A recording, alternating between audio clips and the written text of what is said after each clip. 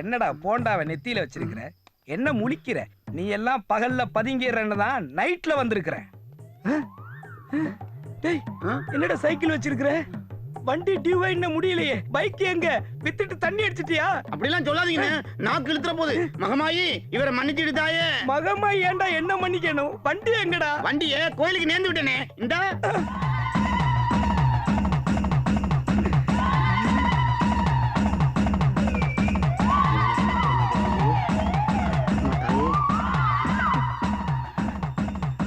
போண்டாவுக்கு பிறந்தவன கோயிலுக்கு ஆடு மாடு கோழியை நேர்ந்து விட்டு நான் பார்த்திருக்கிறேன்.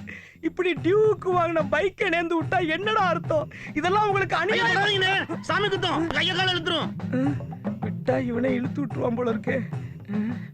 இதெல்லாம் சரி, இது என்னடா ஊஞ்சல்? ஊஞ்சல்னே, தொட்டில். குழந்தை இல்லாதவங்க சாமிகிட்ட வேண்டிட்டு இத வண்டியில கட்டி விட்டா குழந்தை வந்துரும். இங்க கட்டினா அங்கே எப்படா பிறக்கும்? இன்டர்நேஷனல் இன்ஜினியர்லாம் டே நைட் ஹார்ட் ஒர்க் பண்ணி ஒரு லேட்டஸ்ட் ஃபேஷன்ல ஒரு பைக்கை டிசைன் பண்ணா இப்படி லோக்கல் அரசமரமாக்கிட்டீங்களடா. ஆமா, இந்த பைக் கோயிலுக்கு என்னடா பண்ணுது? என்னென்ன இப்படி கட்டி போட்டீங்க? கோயிலுக்கான மெட்டீரியல், வெத்தலை, பாக்கு, பழம், பூ, அம்மனுக்கு பட்டு எல்லாம் இந்த வண்டியில போய் வாங்கிட்டு வர்றோம். அப்புறம் என்ன பண்ணுது? நைட்ல பூசாரி வீட்டுக்கு எடுத்து போயிட்டு காலையில குளிப்பாட்டி கொண்டு வந்து நிறுத்துவாரு. சாமியே பல்லக்குல போகுதான், பூசாரிக்கு புல்லட்டு கேக்குதாங்கிற பழமொழியை ப்ரூவ் பண்ணிட்டீங்களடா. ஆத்தா, என் பொண்டாட்டிக்கு பிரசவம் சுகப்பிரசவமா நடந்துருச்சுன்னா இவர்கிட்டே ஒரு வண்டியை வாங்கி உனக்கு நேர்ந்து விட்டுறா. ஆத்தா, என்ன பார்த்தா உங்களுக்கு எப்படா இருக்குது? பிரசவமா? சுப பிரசவத்தை எவனையும் காணா. பைக்கை சீஸ் பண்ணிடுவோம்.